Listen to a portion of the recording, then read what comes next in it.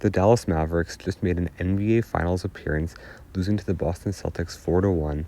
But what is next for this team?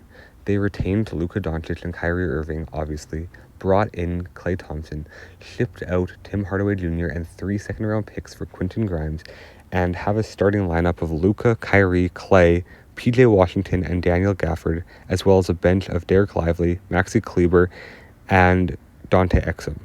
And this is a team that really struggled against Boston in the NBA Finals, and going into the 2024-2025 season, I really do have to wonder if these weaknesses that Boston exposed in the NBA Finals will really be exposed more by other teams throughout the next season.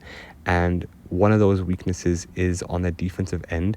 And through the first 3 rounds, Dallas was really good defensively against Minnesota, OKC, and their high-powered offenses.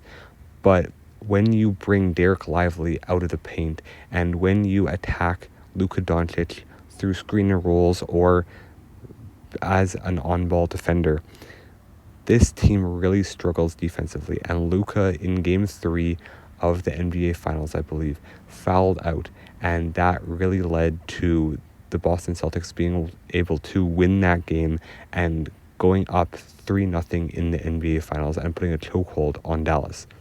And that was just due to Luka's poor, lazy defense. And I don't like to think of myself as a Luka Doncic hater, but he really cost his team defensively in the NBA Finals. And while he was excellent offensively most of the time, he really struggled defensively, and the Boston Celtics were really able to expose him throughout the whole NBA Finals. And that really led to the demise of the Dallas Mavericks. And in the first couple of games, it looked like Dallas could even be competitive with Boston, even though Boston was a heavy favorite. But Luka on defense and Derek Lively being pulled out of the paint by a 3-point shooting center in Kristaps Porzingis really made the difference for the Boston Celtics.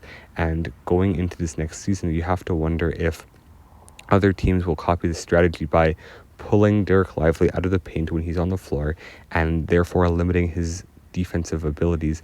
And in a 7-game series against Dallas, you can attack Luka Doncic, and if you can get him into foul trouble, that is the key to being able to beat this Dallas Mavericks team. Because if you have to take off Luka Doncic from the floor for heavy minutes at a time and even get him to foul out of a couple games, you can easily beat this Dallas Mavericks team because they're not deep enough to contend with other teams outside of Luka Doncic and Kyrie Irving. And Klay Thompson is at the point in his career where he's a good 3-point shooter and he's a good maybe 4th or 5th option, but he's not the player that he once was. So I don't believe that this Dallas Mavericks team is a top 3 team in the Western Conference this season. I have Oklahoma City above them, I have Minnesota above them, and I have Denver above them. And there might be a couple of other teams that are on par with the Dallas Mavericks. And Luka and Kyrie are obviously amazing players, offensively especially, but can they hold up with the big boys out west who have offensive and defensive depth throughout this season? Let me know what you think in the comment section below. God bless you all. I hope you have an amazing day, and make sure to subscribe to the channel. God bless.